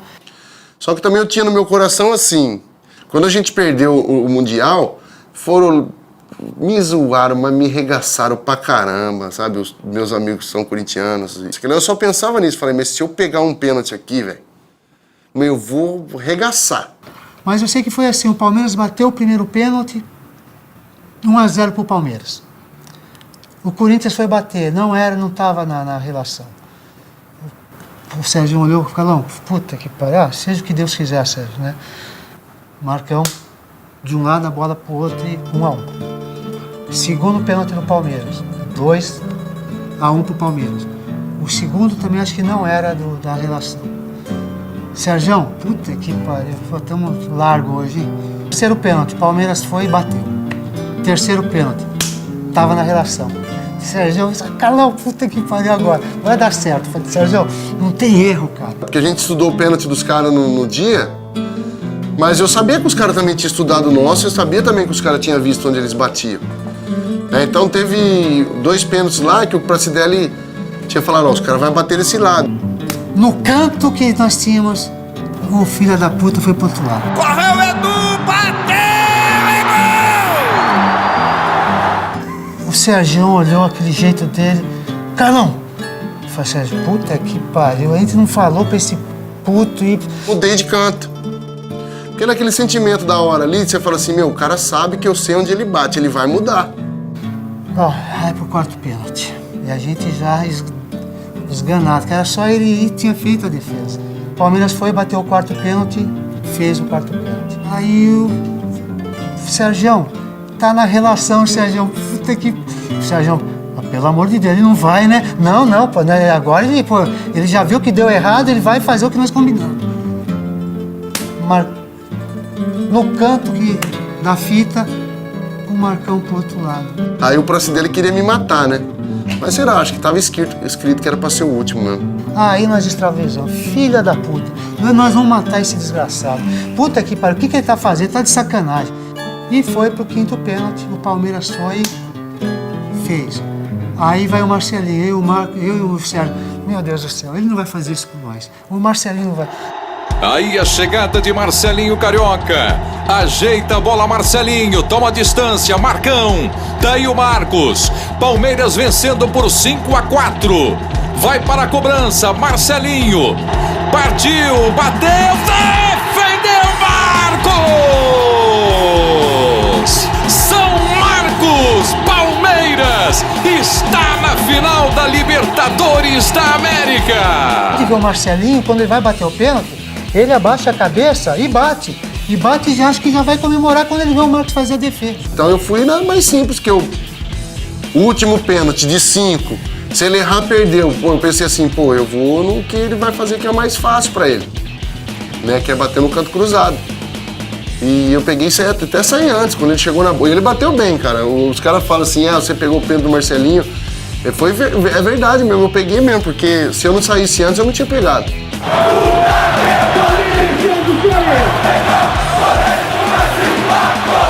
Meu amigo, me xingaram, me cornetaram aí. E o Corinthians cantou a vitória antes. Tem que segurar agora, Meus humilhados serão exaltados. Chupa agora, chupa, vai tacar pedra na minha casa, vai me chamar de frangueiro agora, tal, não sei o quê. Saí comemorando pensando nisso. E eu e abraça daqui, abraça de lá, mas eu e o Sérgio doido pra pegar ele no vestiário. Aqui, ó, meu treinador que trabalha comigo todo dia. Às vezes as coisas não dão como a gente quer e erros acontecem. Mas que nós temos a Deus acima de tudo. Fomos alvos de crítica a semana inteira, mas sabia que na hora Deus não ia nos abandonar. Como diz nas suas palavras, que os humilhados serão exaltados. Fomos pro vestiário e que eu sou puta que pariu, seu filho da mãe. Que merda que você fez lá, cara. Carlão, assim, ó, aquela cara de pau dele. Carlão, na hora eu pensei, puta que pariu. Do jeito que eu vi as fitas, os caras do Corinthians sabem que eu vi a fita. Resumindo, eles vão achar que eu vou lá, eles vão mudar, eu vou enganar. Eu vou lá e... Filha da puta! Como disse o Silvério, tinha que ser o Marcelinho, porque se não fosse o Marcelinho não ia ficar na história, porque ele era o anjo e o santo prevaleceu. É verdade, para o palmeirense, o Marcelinho perder, o gosto será especial, porque é do Marcelinho que a torcida queria arrancar o sangue. Toma distância! distância, Marcelinho para a cobrança. Ele bate muito bem. Autorizado, foi para a bola, bateu. Defendeu Marcos.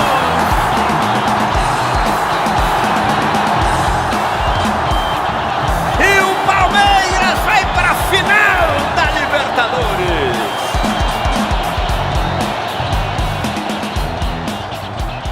Tinha voltado pro Grêmio. Eu tava vendo esse jogo, você não tem noção.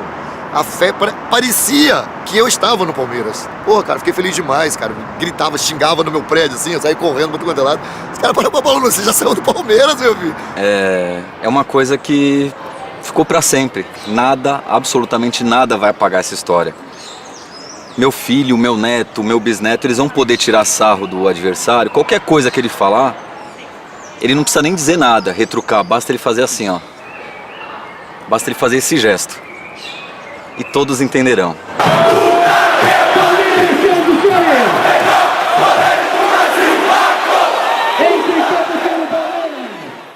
A Parmalat avisou que sairia em 99 e deixou o clube em 2000, com muitos títulos, quase todos os que disputou. Mas o Palmeiras, mais uma vez, não soube andar com as próprias pernas. Ficou órfão da Parmalat, órfão da grandeza e do dinheiro e acabou se perdendo, chegando até o rebaixamento em 2002. Foi assim de ficar meia hora sentado na arquibancada lá, cabeça baixa. É muito ruim. Parece que você perdeu alguém da família. Aquele baque, putz, a vida acabou. A vida acaba aqui. O Palmeiras tinha Arce, tinha Zinho. O Palmeiras tem esse P no peito. É o que eu sempre falo. Com esse P, não pode cair. E não tinha um elenco tão fraco, tão frágil. Não era pra cair. Não tinha o espírito do Palmeiras. E se você não tem o espírito do Palmeiras, não adianta você ter qualquer outro tipo de jogador que não vai dar certo. É acreditar sempre. Como é que foi na Copa do Brasil em 98? Com o Oséias marcando gol no final, um gol espírita que nem Chico Xavier explica. Esse é o espírito do palmeirense. Pior do que chorar e ficar triste foi ouvir e receber as mensagens de gozações dos meus amigos, né? Eu fiquei sem conversar, acho que uma semana. O Palmeiras perdeu pro Vitória. Aí eu fui assistir os programas de noite pra ver o comentário, pô, os caras chorando e tal, não sei o quê, os caras falando, pô, o Marcão já tá vendido, né? Porque aí começa a colocar... Você começa a achar culpado. Eu já fui culpado jogando um monte, mas sem estar jogando foi a primeira vez assim. O Marcão só porque é campeão do mundo agora tá vendido, tá negociado, já tá fechado, já tá isso, já tá aquilo. Aí eu peguei e falei assim, não deixa os caras falar.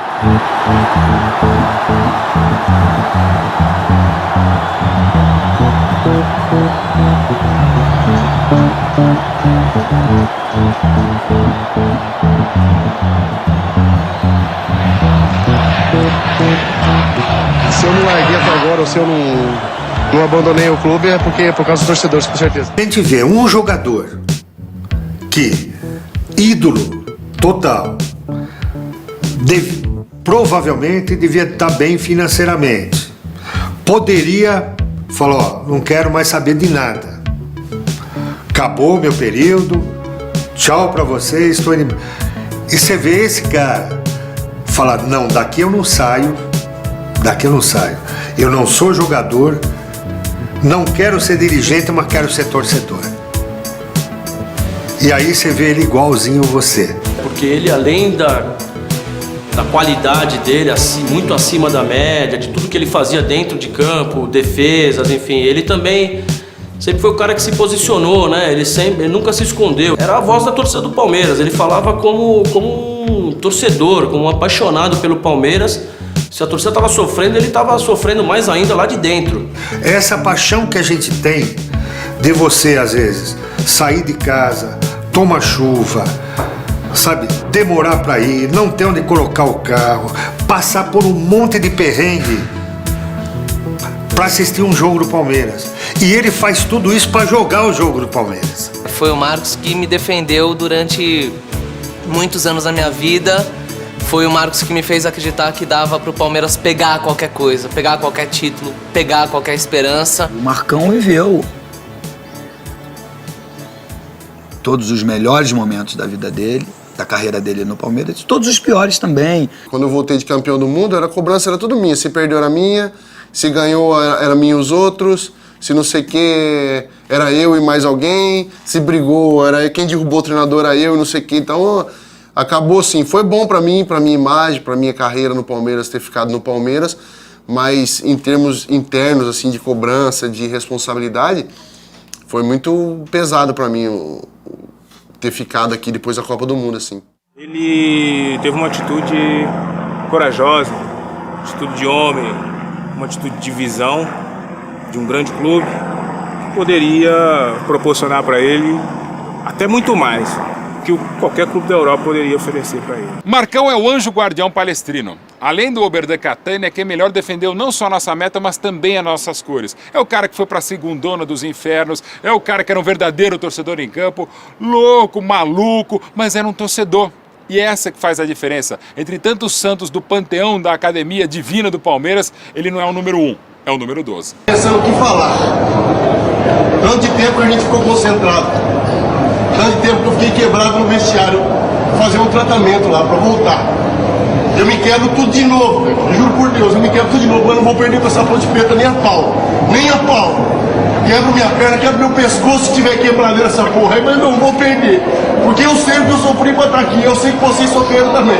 Então, velho, eu não vou ter medo de errar. Se eu errar, foda-se. Mas eu vou arriscar, velho. Vou arriscar, que nem contra o São Paulo. Se tiver que jogar de livre, eu jogo nessa porra. Mas eu não vou perder. Nós não vamos perder, porque a gente sabe o que a gente fez pra estar aqui, porra. Bora, Dedê.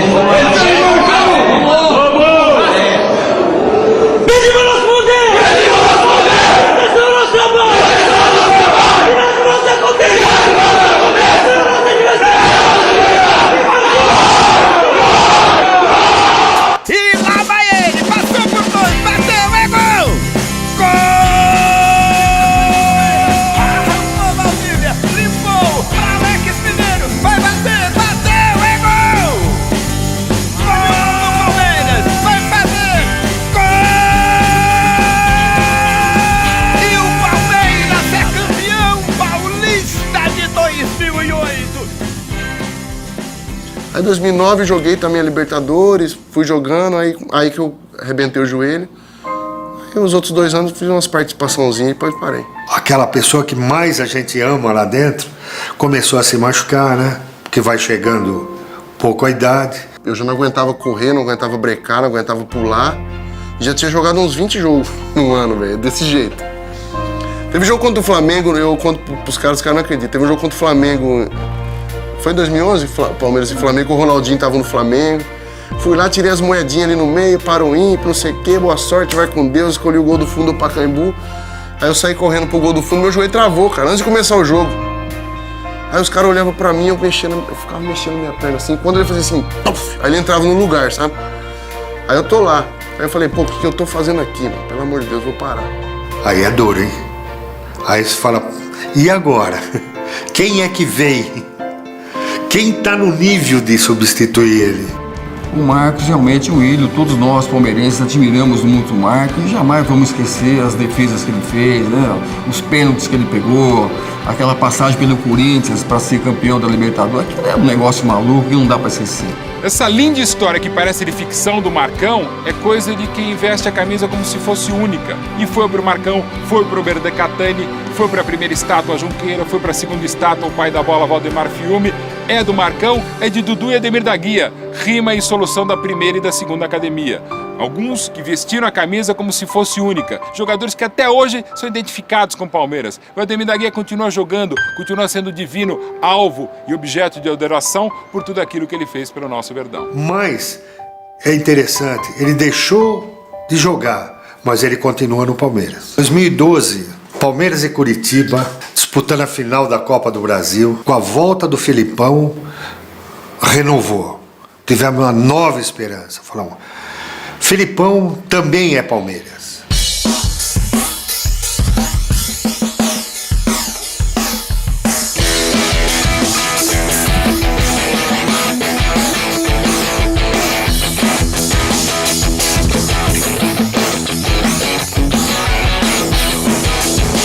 Na minha lembrança, além do jogo, além de ganhar o título, o que me encheu de alegria foi ver o Marcos como torcedor. O Marcos na tribuna, aquilo para mim, ele me representou. E aí a coisa teve uma derrocada. Palmeiras me cai no Brasileiro e em seguida me destrói o Jardim Suspenso.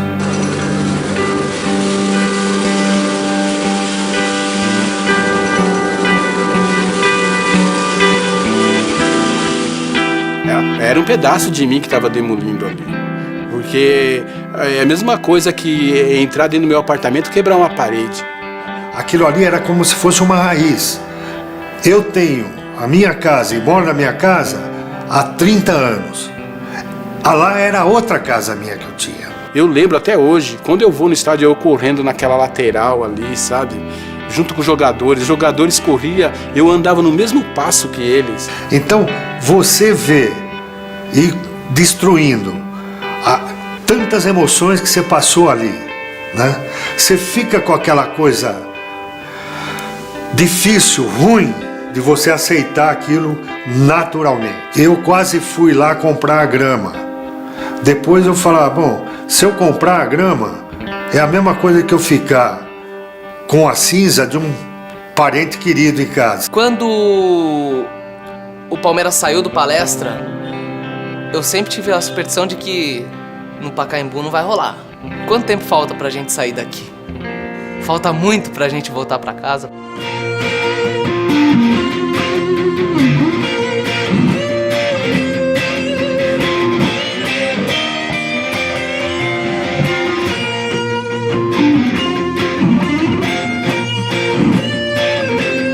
Tá lindo, lindo, lindo, lindo. Você tem que vir comigo aqui, filhão. Tem que vir comigo.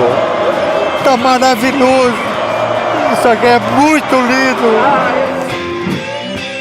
Emoção muito grande estar aqui e poder mostrar pro meu primo que está em Los Angeles essa emoção de estar aqui presente no estádio do Palmeiras de novo. Uma emoção indescritível, não tenho nem palavras para falar isso. A questão da continuidade da família, cara, a família Palmeiras. Pela primeira vez está vindo no estádio e já pega um estádio desse. E ver esse moleque aqui agora, nesse momento, curtindo junto num puta estádio desse, é uma realização, cara, é um sonho. Puta, é primeiro mundo, cara. Isso aqui a gente nunca viu igual em nenhum lugar. Não tem em outro lugar incomparável, meu. É Palmeiras, é lindo, cara. A sensação que eu já tive até hoje em estar aqui dentro. Já chorei, já liguei pra minha mãe, pô, escorrendo, não tem emoção melhor do que essa. É só pra quem sabe e sente, que é sentimento. Olha só, olha essa música, olha tudo, meu. Demais, sensacional. A emoção é demais. Pra quem tinha 15 anos e veio no Jardim Suspenso, hoje vim nesse estádio, isso aqui é o fim do mundo. Com 15 anos eu estava deslumbrado, agora hoje o coração explode, está muito mais forte, muito. Em 1920, não por acaso, quando o Palestra Itália comprou o Parque Antártica, logo depois ele ganharia o seu primeiro título estadual, iniciando a arrancada para ser o campeão do século XX. E agora, não por acaso, depois de 4 anos de obra, quando o Palmeiras inaugura o Allianz Parque, quem sabe esteja iniciando a reconquista do século XXI. Eu acho que cada um de nós que estamos aqui, dentro desse vestiário aqui, a gente foi vocacionados para fazer uma história. Uma oportunidade que nem essa que a gente tem para resgatar o orgulho de um clube que é gigante como o Palmeiras. Não pode economizar, gente. Que essa noite ela foi feita para marcar a história de cada um aqui. Tem alguém que tem alguma sombra de dúvida? Não. Tem alguém aqui que tem alguma sombra de dúvida? Não. Porque esse povo aí que a gente vai estar representando, eles já estão fazendo a parte deles. A gente vai entrar em campo hoje para fazer a nossa parte. E eu tenho certeza que no final do jogo, cada um de nós vamos bater no peito assim que nem a gente bateu lá no início dessa temporada. Mas a gente não vai falar assim, o Palmeiras é grande. A gente vai falar assim, o Palmeiras é gigante.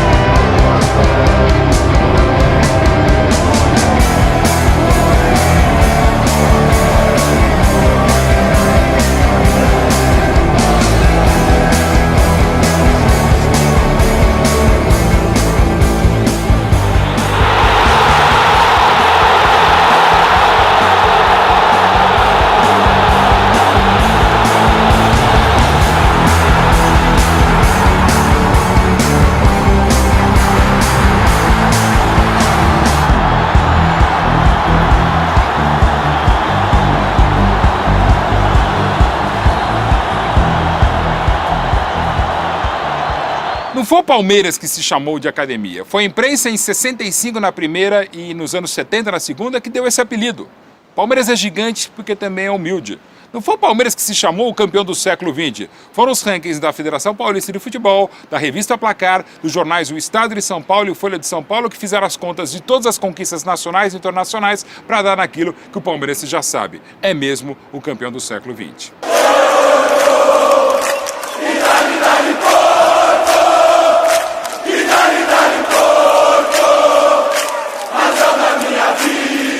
Isso aqui é Palmeiras!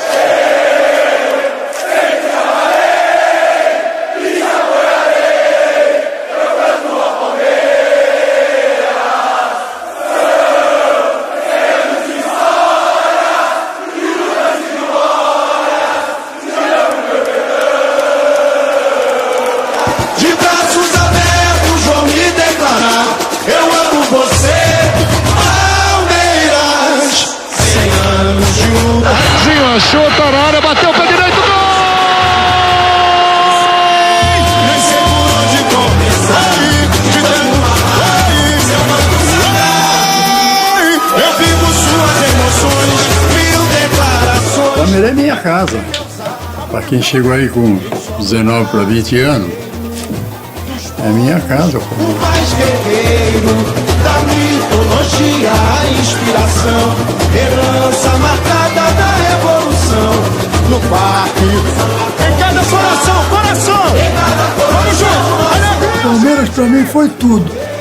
Menino, me tornei homem, casado, pai de filho, avô, tudo bom, tudo Palmeiras. Palmeiras, de fato eterno canto. Olê, olê, palestra. Começa a descer o ar. Rogério Ceni, errou, de presente para Robinho, dominou, bateu, gol! Aí Cleiton Xavier disparou!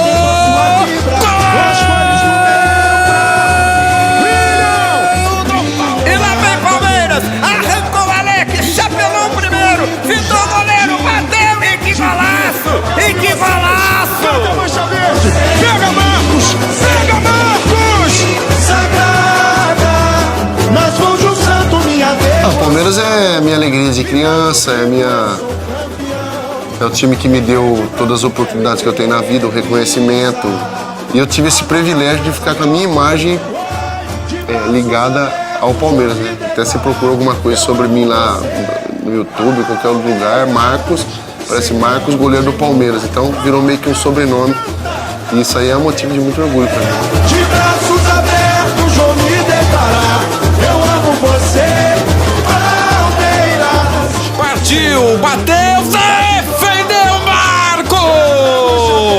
Lá vem Palmeiras, com o Edmundo, ajeitou, limpou, bateu, é gol!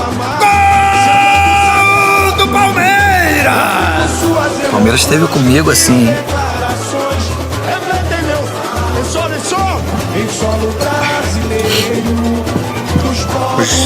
Os melhores nos piores momentos, né? Sei que eu fiz muita coisa boa pro Palmeiras. Mas o Palmeiras fez tudo.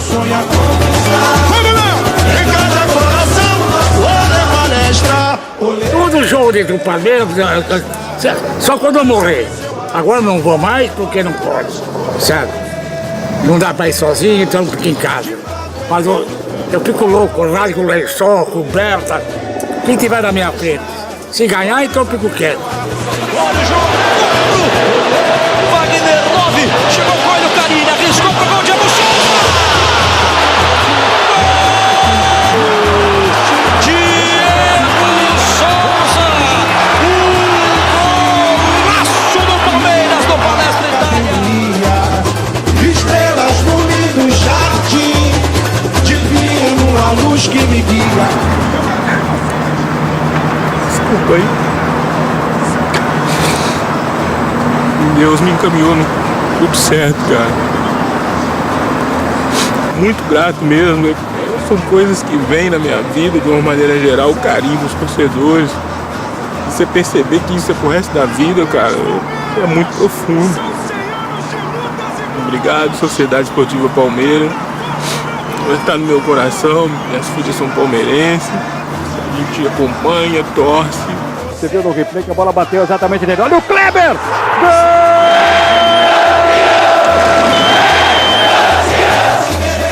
De braços abertos vão me declarar. Bateu, é gol! E agora eu vou soltar a minha voz! Em Palmeiras, né? Eu não consigo separar a minha história, a minha vida sem falar de Palmeiras, né? Eu tenho orgulho de dizer que eu fiz parte de uma história de 16 milhões de pessoas, né? Isso pra mim não tem preço. Leivinha. O torcedor é aquele que ama o clube. Hoje, por exemplo, eu sou um esportista, torcedor do Palmeiras. Antes eu era um profissional do Palmeiras, é diferente.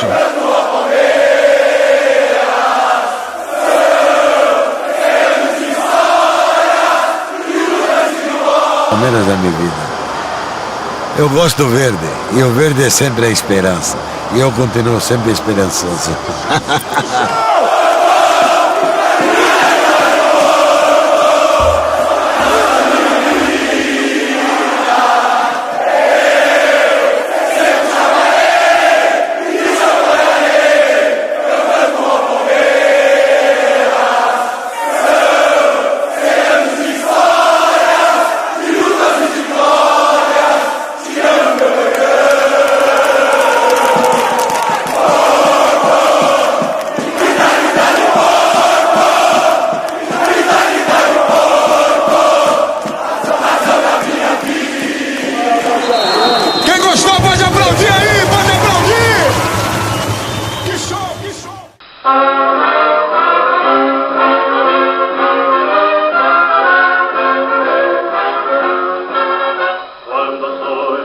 Verde imponente, no gramado em que a luz não aguarda.